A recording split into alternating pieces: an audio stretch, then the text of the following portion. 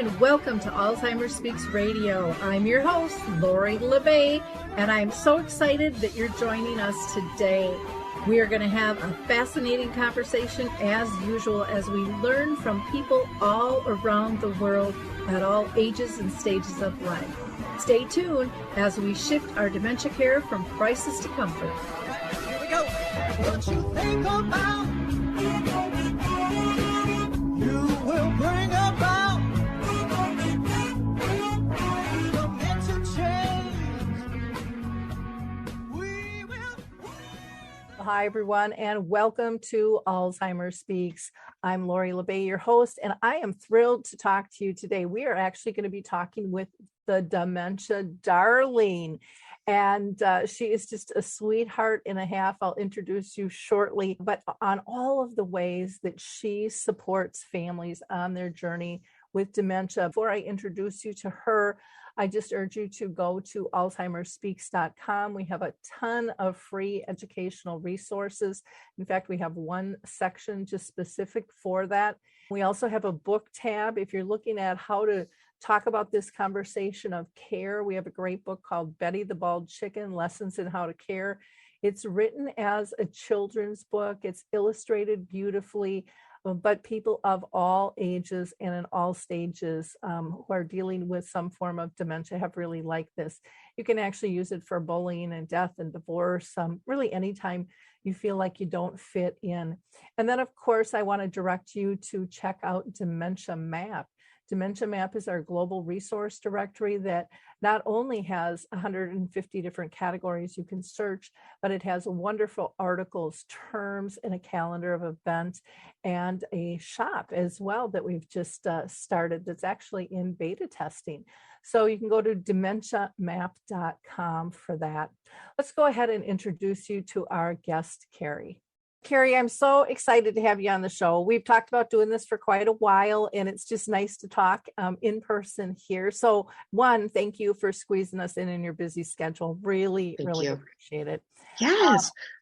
Thank you for having me. I'm so excited. I mean, it's Lori LeBay. This is Alzheimer Speaks. This is a big one. So I'm really excited to be here and to be able to speak to you and your community. So thank you so much. Wonderful. Well, I'm going to have you introduce yourself to one of the things I know that they're going to get from you immediately. I mean, it's like, can't miss it, is your bubbling excitement and enthusiasm for the work that you do.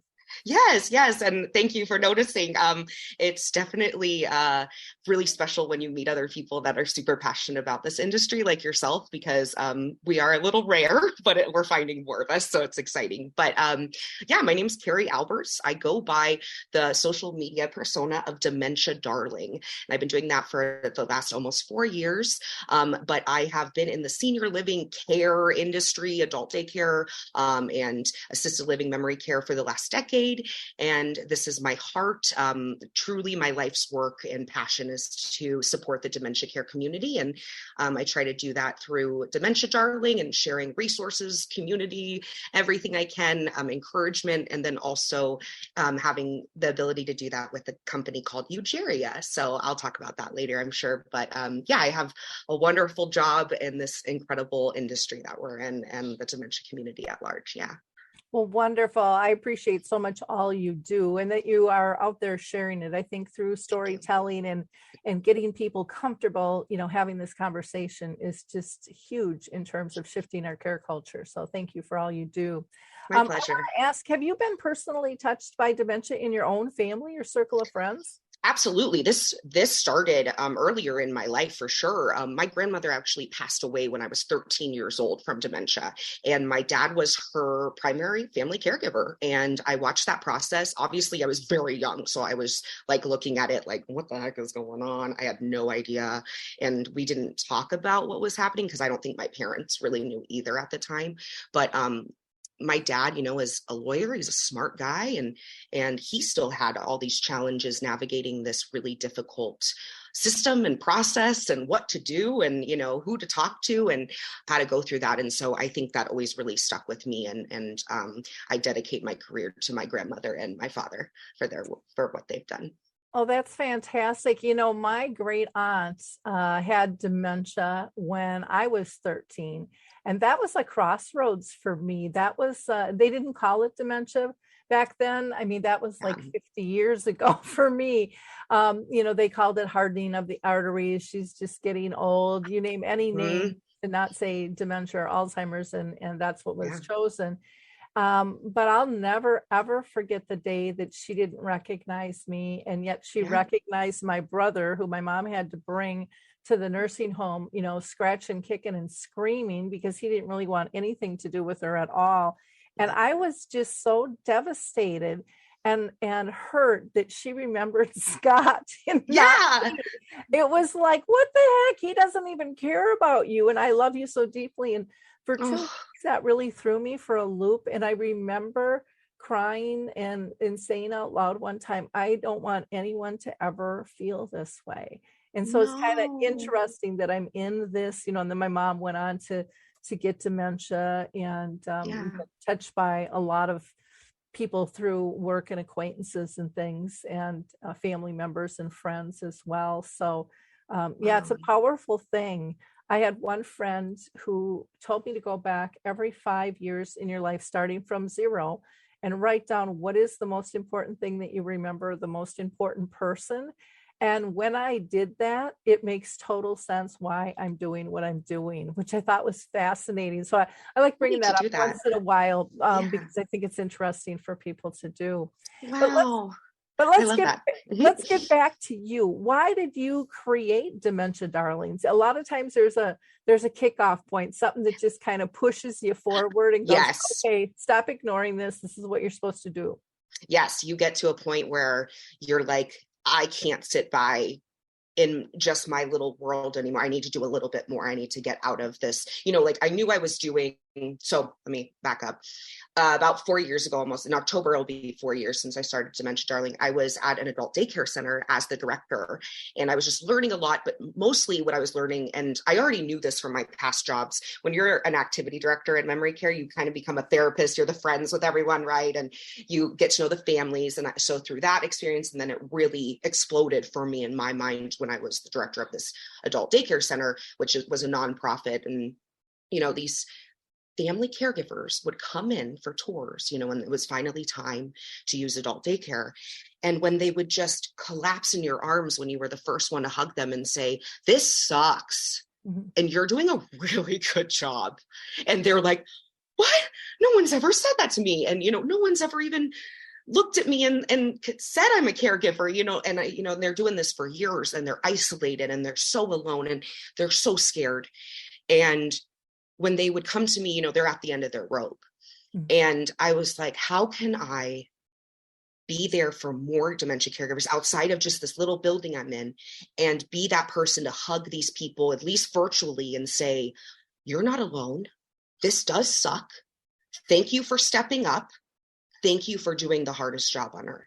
So I was like, how can I reach people, and how can I do this and make sure that family caregivers don't ever feel alone? And that's really the mission of Dementia Darling, is to end isolation for the dementia community at large. But for these caregivers, they're dealing with the hardest job on earth. And then on top of it, let's make you feel super alone. Like, no. And so Instagram felt really safe to me. And it was crazy. I was like hanging out, and I was like, just like looking around, and I thought, I really like this name, Dementia Darling. That sounds cute. And I just kind of went with it. And the next day I started a thing, and it went from there, and it was really exciting. And I just learned so much from the family caregivers. And so that's what keeps me going, is wanting to support them and just making sure I can reach as many as I can so they can build community and we can be here in this together. Wonderful. It's interesting because your title it's just comforting. It doesn't sound scary. It sounds kind of fun, and it just is non-threatening. And I think it makes a huge, huge difference. Plus, I mean, look at your background, good vibes, be happy. You have the rainbow lit up, the whole night. We got to try. I have my newest here. It says, love your future self by Age Friendly Vibes. And I love those. Her whole line is so fun, but I'm loving that one now too. Oh, so cool. Thank you. Cool. Yeah. Well, and I think people, like when you were even talking about the family, and just giving them a hug and telling them what a great job, and identifying what the job was, because people do feel isolated and it's really not talked about. And when it is, then it's expected that you're going to do that role. Yet most people don't even know what defines that role. It's just because they don't want to have anything to do with it. You handle it kind of thing. Yeah. Yeah, it's in hardest. your court. What are some of the typical issues that you see family caregivers facing? Of course, isolation, as we talked about, is like number one, finding community and finding the right community, right? Because you can show up to support groups and you just don't see yourself in anyone else, and that can deter you. We need more options for people. So that's definitely a barrier and something that they're dealing with. But I think more than anything is lack of education and knowing where to go, the resources, because their doctors don't even know what to tell them. They're kind of like, here's a diagnosis. If they're lucky, they get a diagnosis. And then they're like, good luck, because I don't know either. The doctor, like, seriously, unless they get a really wonderful geriatric specialist or something. But the one that is the hardest for me to help with, because there's not much to say, but good luck, is the financial stuff. And it breaks my heart into a million pieces, because I don't know how to respond when someone asks, how do I do this financially? Because I don't know how people do it. It doesn't make sense to me how in our country, how the systems work, like how people afford to be caregivers and to keep someone, sustaining someone in needing, any type of quality care is really expensive. So I think that's one of the biggest issues that I'm always trying to seek any support I can on. So I'm always looking for grants or anything for these caregivers to get what they deserve, and they deserve to be paid. So I think that's one of the biggest issues at large, because if you are always worried about money, how can you give the care you need? I mean, you're always going to be stressed. You're always going to be worried. It's just, there's so many things that kind of spiral when that's the issue as well. But that's, I think, one of the biggest things that's people are facing. Yeah, I can't remember if it was in Japan or China when I interviewed someone, and I apologize for not remembering, but their workers, the young workers, support the older population for care, and that's how they fund it. And so they were saying, and again, it's not perfect over there. They'll be the first to say we have issues all over, but I don't think anyone's found a good way. And when a family gets hit, especially with young onset, I mean, the doors are more closed for them. I mean, it's absolutely ridiculous. And yet we know when there's stress, you can't care as well. And we also know that the person with dementia can feel that stress no matter what level they're at. They're still reading our nonverbals. And so then that increases their symptoms, because they're stressed. So it's just that revolving door. I know there are some communities and organizations that are trying to give out free respite, and they're like, we're thrilled to do it, but it's 40 hours or 60 hours out of a year, or it's 3 hours. I mean, and I don't want to belittle any of it, because it all helps. Yeah. But we're just not at a point where it helps enough, but it's showing us a path. Absolutely. But that's got more difficult too. Even if families can afford it, there's not enough adult day. So many of them went out of business during COVID and haven't bounced back. Yeah. Or they have shorter hours. And what I'm hearing from families now is it's not worth all of the work to get them up and ready and out to drop them off for me to leave. I can't even go get my hair done. I'm driving around the block, or I might be able to get a quick lunch, and then I have to go back and pick them up. So they say it's adding more stress because the time constraints are smaller. But again, it all gets back down to that, a lot of it to staffing and funding that, being able to pull that in. But I really want to talk, you had mentioned the isolation, and you had talked about support groups and finding the right ones. I've always found those fascinating, because I think not only is it the family in terms of how they view the groups, but it's also the group leaders and how they view their peeps.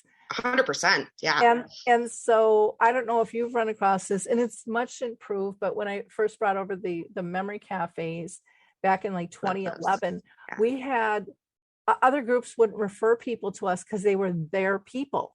And I'm Oh, like, nobody owns them. People have more than one way to go. And so it that's took us a crazy. year of referring people out to Hmm. different groups where they felt safe. But we seem to have this kind of ownership mentality. And, I just think we need more of them. So, I mean, I help people start up new ones and they're like, well, why would you do that? I'm like, because it's closer to their house. It's going to make their lives better. Why wouldn't I? And they'll be able to pull more people in. I don't Yep. have to do all of it myself, but I think there's that mentality sometimes on the facilitator side. Hmm. They don't always give permission. I think since 2011 to now, it's changed a lot, but I still see that out there. Do you see that with groups as well? Kind of like gatekeeping, like they keep them to themselves. Yep. I think I've just seen, I haven't really noticed that, at least in our little world that I've been in, but I have noticed that, either I have kind of two things. I see a caregiver that's included in multiple groups because they want to be, and they're like, I get a lot out of this group, I get a lot out of this group, so I'm going to go to a few, and they do all of them, and it's wonderful, and they learn from all of them differently. And then I have on the other hand where I think a lot of people just find their one place and they're just kind of devoted to that because they don't have much more time to leave or look elsewhere. And so even if they don't necessarily feel like it's the right fit, they might think that it's their only option and they feel stuck, which I think can often happen. But some of like my favorite communities, I feel like, for support groups are very inclusive and share a lot with outside groups and bring people together. Specifically like HFC, Hilarity for Charity, they do such incredible support groups that are like specific to different people. And so I just think that's really special to be able to find those, but they're few and far between. That's one of like 3 that I know of that are very specific. But yeah, I think that, like anything, people will get kind of territorial and they're like you said, these are my people. I've been, devoted to them, but we need to be open to everyone's ideas and learning from different groups and caregivers and finding our people, because you're not just going to find them unless you're really lucky in the first spot. Yep. No, I totally agree. And I also, and I appreciate you bringing up some people are comfortable with just one group, because many are, but Yeah. many want more than just one. But I mean, I've actually had them tell me that they've been, I don't want to say punished, but kind of ridiculed if they go to another group, like, well, you're our group type thing. And so, if you're a facilitator out there, lighten up. Let them get the support they need, and they will bring people back into your group too, because they're one of the best advertisers of what your group offers. And so I think that that's a beautiful thing. Yeah, that's not support. Yeah. I mean, you want people to flourish. You want people to learn other things and bring it back to your group. I don't see why anyone would want that. That's frustrating. My mentality but too. I get it. Yeah, I'm sure it happens. And I think there's all different kinds of groups. I mean, now we meet in person, we meet online. There are groups that are just Facebook groups where they don't, you're not Zooming and you're just, writing back and forth or private messaging. And I know initially people were very fearful of those groups, thinking someone, some scammer was going to get a hold of somebody. And I'm sure they're out there because they're everywhere. Yes. But those groups are so powerful for so many amazing people. Amazing. And because that's why I love social media too, is you can find people that you can truly relate to. You like find your people when you put yourself out there, and it can be scary, but I agree. I mean, there's just such a beautiful side to social media and being able to connect when we're able to, and when it's, and be able to, do it at our own pace and choose where we feel like we belong. And I mean, there's just so many options out there, but unfortunately we have to look, we have to really find it, because it's not a known thing. I mean, like we said earlier, like a lot of people don't even know what caregiver is, or if they are one. And so it's like, how would they know to look up a Facebook caregiver group? Just so many people feel alone. So I think, finding other ways to share the social media, the really accessible things out there, but also, anything in your community. That's why it's so important to always be, I think it's very important, and I know it's hard for people, but to in your daily life, speak about your caregiving experience, that you are, handling dementia in the family, because you never know. The person you talk to every day on, the walk to your mailbox might be literally living the same life next door. So it's like, you need to talk to each other and find community in everyday life. Oh, I agree. And I would encourage people, if you've got a a support group, add it to Dementia Map. We don't add anything in there. Everyone has to do that. So if you're a member, let your facilitator know that they should be added in there. There's no cost to doing that, but we've got to make it easier for people to find these things. And, going to Facebook and just searching the word dementia, Alzheimer's, or Lewy body will pull up some of these groups for you to be able to find. And don't feel like you have to stick with anything if it's not fitting you. Many people say they just go in on these groups and they're just voyeurs. Sometimes for 2 years, they don't want to speak. They just want to hear the conversation, and they're learning that way. And then when they're ready, they step in. And so there's no right or wrong way to get your support. No, absolutely. And I'm always really trying to encourage, my followers on my page, in the comments, look through comments. And if you see someone that commented that you relate with, message them. Don't be scared to message each other. Like, truly the worst thing that could happen, they don't say anything back. Or they're like, sorry, not interested in being friends. It happens, whatever. But a lot of caregivers do want to connect. And I think they're too nervous to take the plunge. So it's like, just comb through some go through hashtags, find different posts that you relate with, and then look at who commented and say, girl, I'm going through the same thing. Like, how do you deal with this? Like, do you just reach out to each other? Because I think that's really powerful. And I've seen a lot of people do it, and it's awesome. And they become really good friends, and they can support each other. Wonderful. What are some of your favorite resources out there you mentioned Hilarity for Charity? Yes. Seth Rogen and Lauren's group, which is absolutely fabulous. What other They're ones? So great. So one of my favorite groups is Dementia Trailblazers. Have you heard of them? Yep. Okay, good. You have to. Okay, good. Yeah, Dr. Natalie Edmonds is just one of my favorite people. She's an incredible doctor, and she is sharing true gold. She's just invaluable as a resource. So checking her out on YouTube, being part of her group, her support groups, but you can learn so much from her. So she's one of my favorites. And then I really like to also point this out, because I think a lot of people, myself included for a long time, thought it wasn't for me. I haven't made it to this age yet, but AARP is so good. And like the caregiving section on AARP, I'm really excited about. And there's like a map, and you can choose where you are and see what's available to you. And it's just a great place to start. So I think AARP is a wonderful place to find maybe virtual or in person in your community support groups. So that's another one for sure. But, I'm going to just always go back to social media. So finding your place, because there's multiple amazing pages like Dementia Trailblazers, because I found her originally on Instagram, where you can find different amazing digital creators that have their own groups, because I have too many to count. And you can kind of find who works for you. There's speech language pathologists that have groups. There's, different therapists, and just different ways to look at it, and maybe where you are in your journey as well, who kind of fits with you. So I, again, recommend looking up on Instagram, Facebook, or TikTok, dementia, or a specific type of dementia you're dealing with, and you will find a plethora of professionals that have their own groups. And there might be smaller groups, so you would have more time to connect, really. And so just looking them up, because there's a bunch, and I can send more, but Dementia Trailblazers is the one I really wanted to shout out today. Okay. Well, I'll just add on, like, Tipa Snow has wonderful stuff. She's all over the place. Naomi File, who started, she was really the trailblazer when it comes to Alzheimer's and dementia way back in the day. She actually grew up in a nursing home. That was her living environment and stuff. So I had the opportunity to interview her, and it was just fascinating what she took away from that experience and what she's done. But yeah, there's too many to name out there, and there's more and more coming all the time.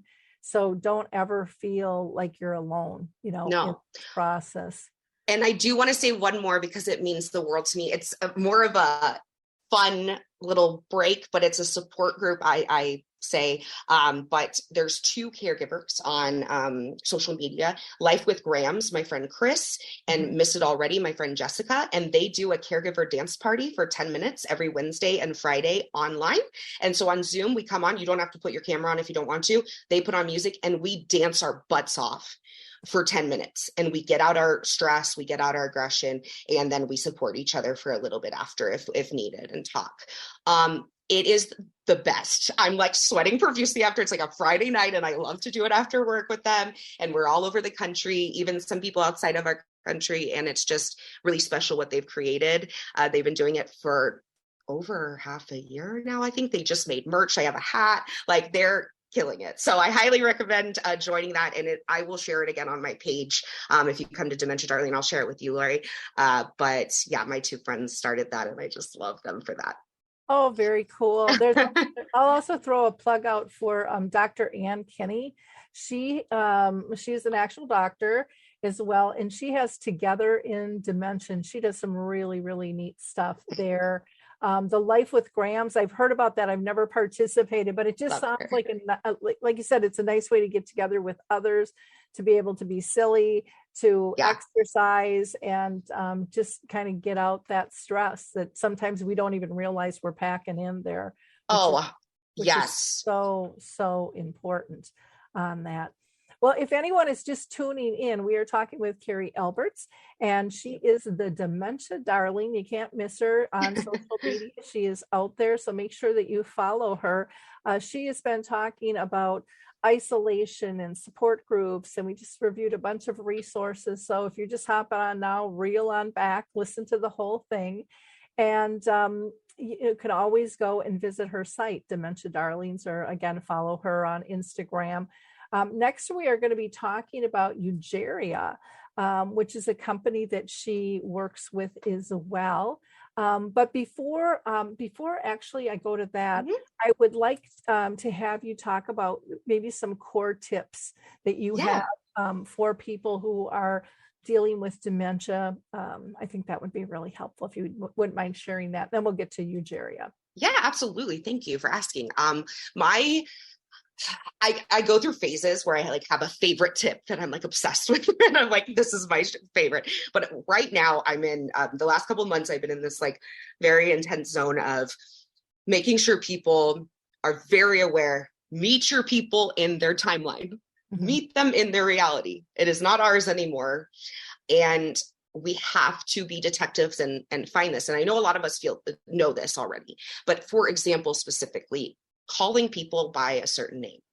So if you are taking care of your mother and all of a sudden she is not responding to mom, we might want to, talk to her and figure out maybe she is in a time period where she wasn't a mom yet. So she's not recognizing that as her. So maybe we need to start using her first name or a nickname or something when we can figure out where she's at, because if, we can see what she responds to. And on the flip side of that, if she's calling you her mother when you're her daughter, we can kind of gauge she's at a younger age where she maybe lived at home still. And you can be this detective and find out. And what I like to say in this, because this can be really difficult, right? I mean, all of it is.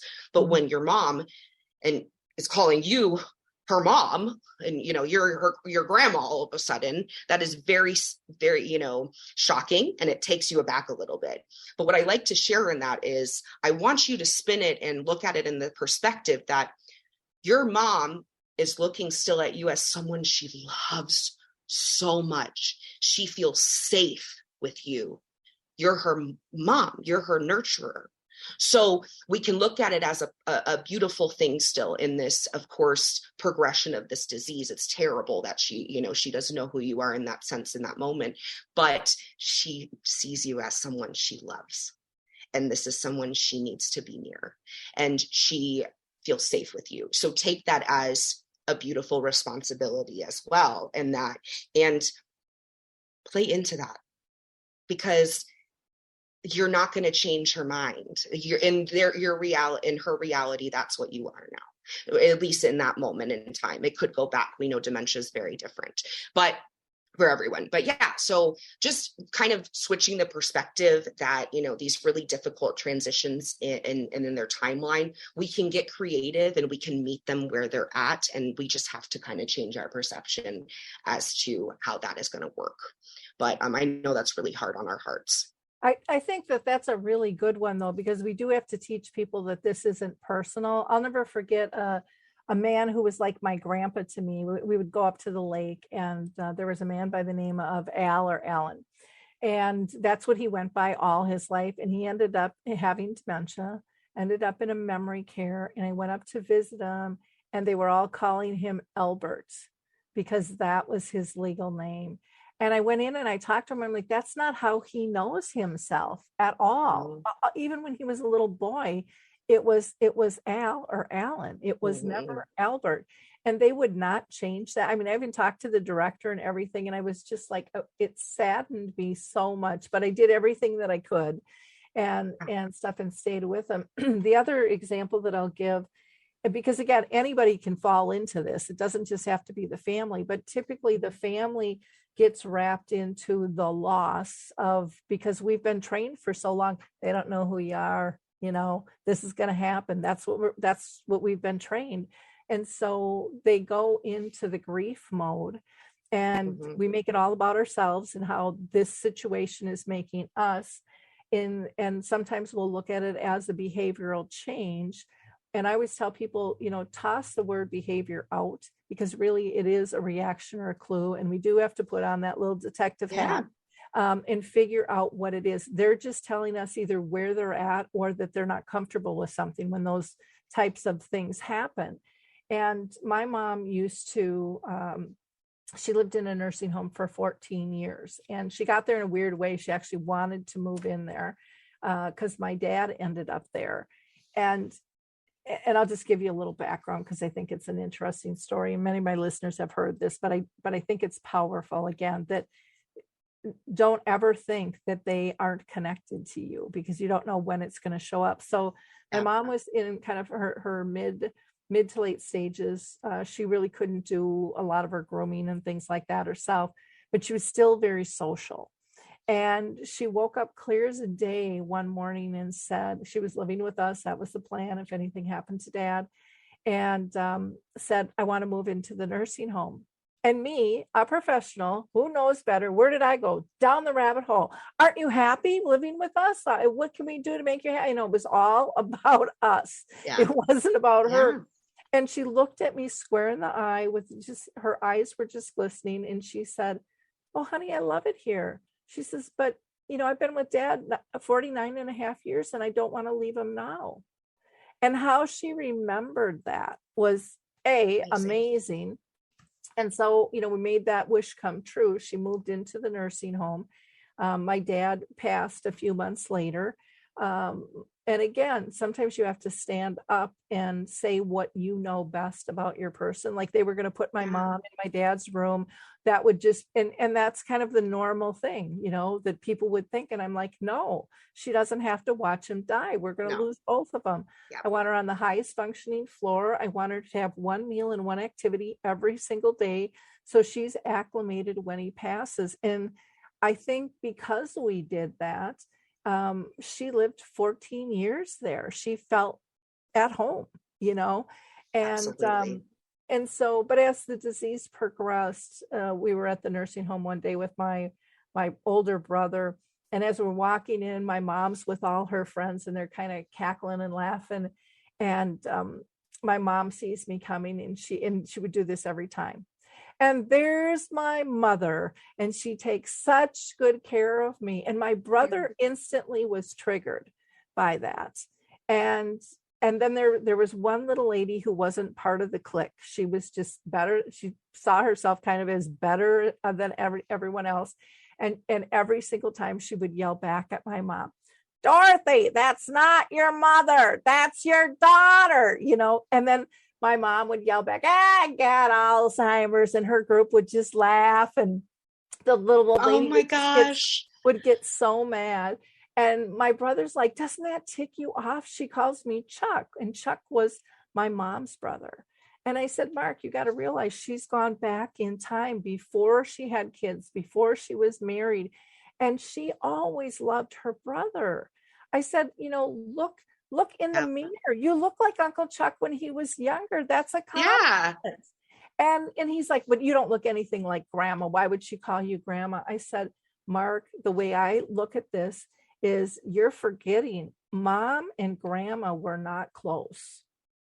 My mom's dad had a massive heart attack when she was like 15. And her mother kind of had a nervous breakdown, and she went out and kind of traveled the world, and she left my mom home alone. And so my mom always kind of had some abandonment issues and things, and they weren't overly close. And Mark's like, well, what does that have to do with anything? I said, Mark, somehow during my caring role with her and her for me, that's been healed. And now she is saying, and there's my mother, and she takes such good care of me. What an honor to be picked. How amazing. I know. And so again, we have to, as much as I tell people, don't get in your head too much.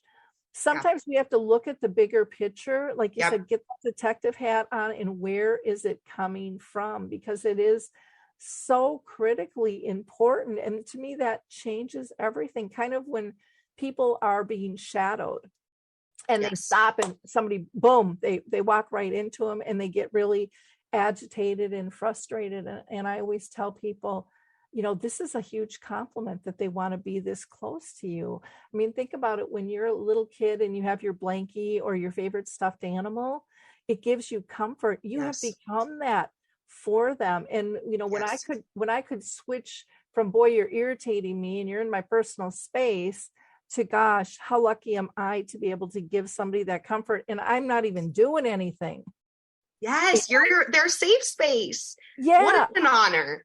Yes. Yeah, it's so again, changing those perspectives are huge. So I love that core dementia tip. I think it's so valuable, and it's easy to find these other beliefs and perceptions, but you're only going to find them if you're looking for them. So if you're closed off, it's not going to happen. No, and I get it. Like it's so emotional.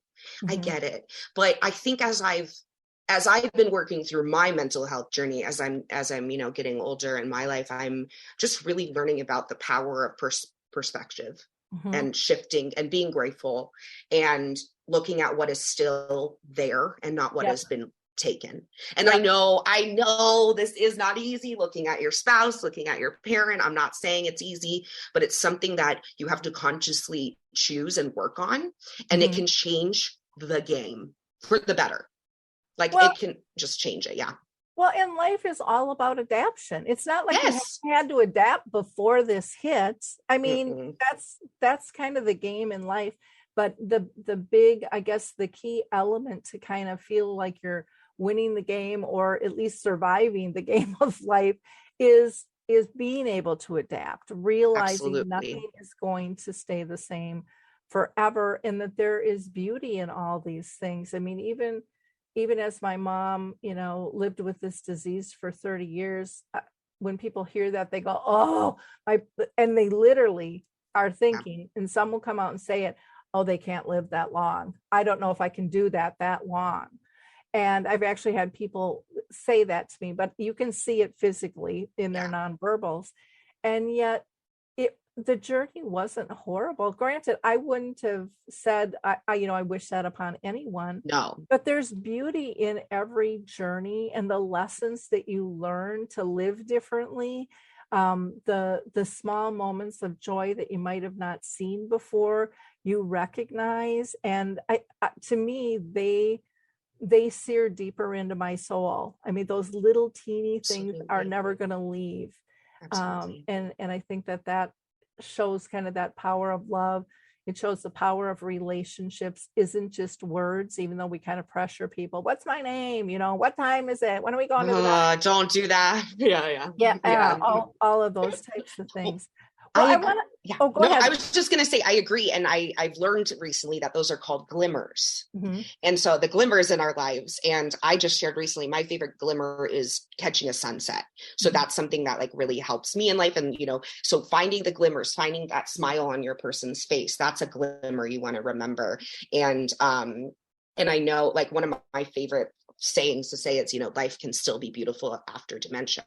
After a dementia diagnosis, we just might have to look for it a little bit.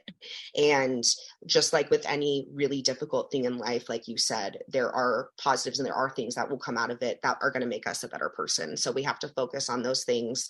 And I know it's not easy to be grateful for these things, but when I talk to caregivers, and I know you've heard the same things after their experience, after caregiving, and they say, I'm so grateful for what I've learned. I'm a different person. I didn't know I could be this strong, compassionate, loving, patient, and it's a beautiful thing as well. Well, and people with dementia often say, I found a purpose now. I've never really had a purpose, and they become advocates. And that's pretty amazing too. But I do think we all live better, and we live a better life for ourselves and others when we live with a purpose in mind. Absolutely. And so some of that purpose for a caregiver, care partner, care companion, whatever you want to call yourself, spouse, sibling, child, is when you are doing something bigger and greater than just for yourself. Absolutely. Very, very powerful. Yeah. So let's talk next about Eugeria. This is a new company that a lot of us might not know about, and it's very exciting what you're doing. Thank you. Yeah, it's an honor to work for Eugeria. I've been with them since January. I met them at a conference last fall, and they are actually based in Montreal.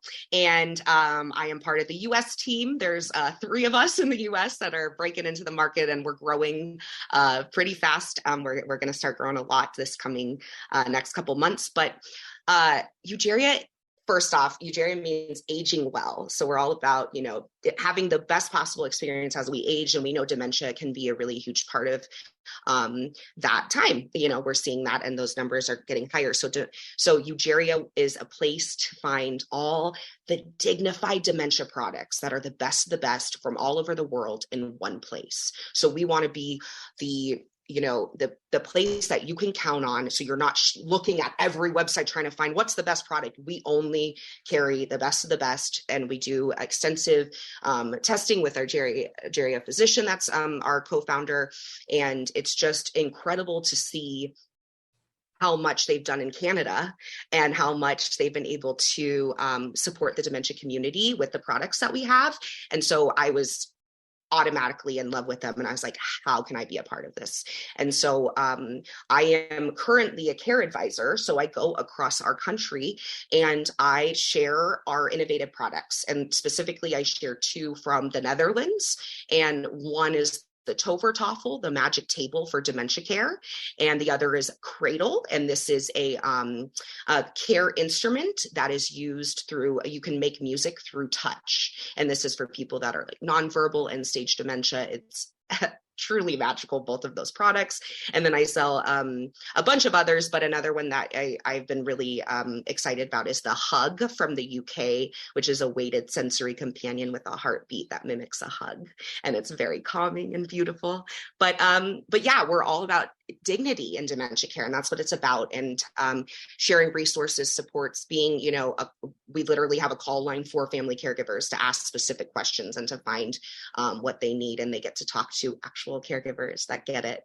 And it's just really special, and I'm excited that my dreams fit within theirs, and we're gonna change the game for dementia care. Oh, that's wonderful. that is so needed. I mean, you go to Google and you're just overwhelmed by everything that's out there. But bottom line is, you don't even know what to ask for because you don't know what's available. And no. and so when, like when you were talking about the magic table, it's like, well, what is the magic table? So why don't you tell people a little bit more what that Yes. does? Oh my gosh. So I saw the magic table, and I'm so intense because this is, you know how passionate I am. You feel the same way, I know. But I saw them at a conference and it was like one of the founders was there from Amsterdam. It came from Amsterdam. And he was there and I literally just started crying at their booth at this conference. And I was like, this is the future of engagement. I was like crying. And I did like a 10-minute live video for my Instagram right there, like through the tears. But it was just so magical because I'd never seen anything like it. And it's literally a system that goes into your ceiling in a common area in a memory care community. It hangs from your ceiling and shines down lights and through like the really intense lights and lasers and stuff that react to your hand movements, and you can play 40 games. So it makes any surface gameplay. So, and there are 40 games right now that are specific to dementia care. So each level of games kind of meets you at a different part in their journey. And it's really for the care staff, more so than engagement staff, the activities, because this is a care tool for people that are sundowning, for people that are wandering, having a hard time, agitation, being able to redirect to this instead of going to a PRN medication is huge. This is a wonderful tool, and we know with staffing, it's really hard to have someone always engaging to keep people doing activities. The system does the engaging for you. It breaks through apathy. It's actually seen to do that through their studies. So it breaks through the apathy for you by moving and inviting people in. So you literally can shuffle the games and walk away for 10 hours while it does the work for you. Wow. I've seen, I haven't seen it in person, but I've seen videos, and everyone is laughing and smiling and having such, and it can be done individually or as a group. I mean, it's pretty cool to see. So that's the magic table. Yeah. Let's talk about the cradle, the one that has music that you can create music with. It is magical. I like the table, of course, 2 magic products right there. Magic table, magic care instrument, pretty much. But I don't even know how to describe the cradle to you. That's how insane it is. But it's this beautifully made wooden looking football thing. It's like a wooden football almost, and it's called a cradle because you cradle it like a baby. And 2 people, or even up to 10 people, but you start with 2 people touching the cradle, and then their other hands are going to touch each other's skin, and every touch makes a different noise. So you're creating music through touch. And for someone that is not able to verbalize anymore, someone who can't really express themselves, that's really apathetic, having the multisensory of the music with the touch coinciding with each other breaks through that apathy and is so special. And so they have about 15 different soundscapes. So you could literally be touching their nose and it's the farm sounds and it's like chickens. And then you rub their hand and it's a purring cat. So you're, any skin that is visible, you can touch and make different sounds with the different touches you make. And you can literally have up to 10 people in a circle doing this, but you have to keep the connection there with at least 2 people touching the cradle, because it works through the energy and the water in our body. Wow. So it won't work if you're dehydrated. Okay. Isn't that nuts? That's way cool. I had not heard of that one before. So that's really cool. I'll show you.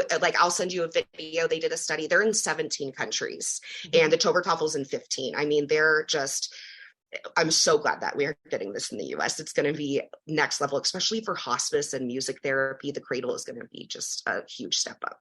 Okay, let's talk about the hug then. Yes, the hug. He's so cute.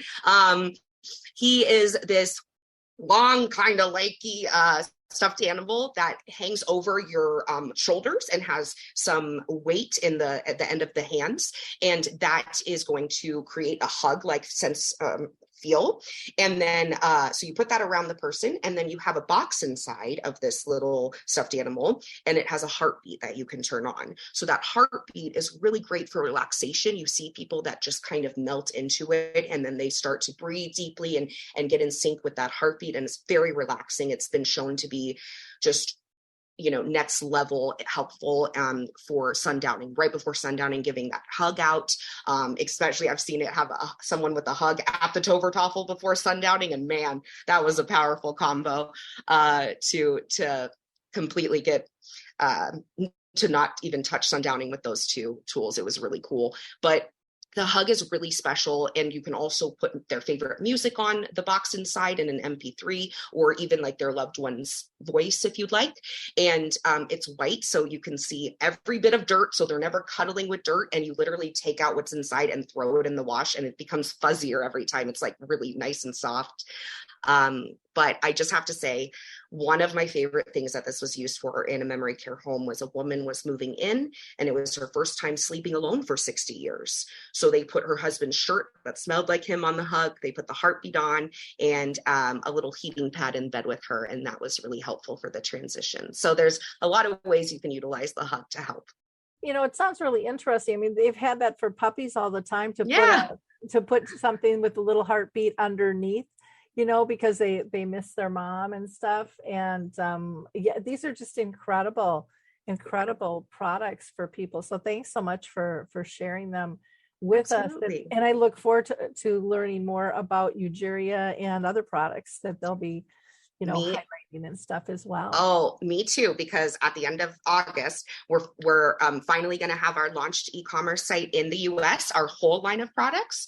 And we have a ton, and really the products that, are really affordable for family caregivers. Our hope is to help you age in place longer, safely. So we have safety products, engagement products, all the things, because we want to help people stay in their homes longer. So there's a lot of wonderful products for family caregivers as well. Well, and like you said, a lot of these products can be used in community as well. Mm-hmm. Yeah. Like with the magic table music thing. And I mean, with the, what was the music thing called again? The cradle. Yeah. I mean, how fun would that be just in a family, intergenerational, doing that? I could see grandkids and great grandkids just having a hoot with something like that. Yes, the Tobertoffel is the best intergenerational activity for these memory care homes. It helps give the families something to do when they visit, and they're not just staring at the TV, not knowing what to say and engage with their loved one anymore. It's really hard. So giving them a place to be where everyone can be themselves at the table, no one fails, there's no negativity. It's a safe place to have really great engagement. Oh, wonderful. Well, Carrie, this has just been a great conversation. Yes. You actually helped get rid of my migraine. I think it's all the positive. Hey, I'm so glad. So we've been talking again with Carrie Aalberts, the Dementia Darling. You can find her all over social media. I would really encourage you to like, click, and share this show, not because I'm a numbers person, because I am far from that, but because other people need and deserve to know about the services that Carrie provides with her Dementia Darling, and also with the company she is representing, Eugeria. I can't wait to see that roll out here in the United States. So be a giver of hope, like, click, and share. It doesn't cost you any money. It takes very little time, and boy, you can make a big impact. And that's how we shift our dementia culture, is by sharing the knowledge that we've learned. You can find Carrie on Instagram as Dementia Darling. You can find her on Facebook as well, and TikTok. And then, of course, her website is dementiadarling.com. Did you want to give out a website for Eugeria, or are they not formally launched yet? No, yeah, you can head over to eugeria.care, and Eugeria is EUERGIA.care.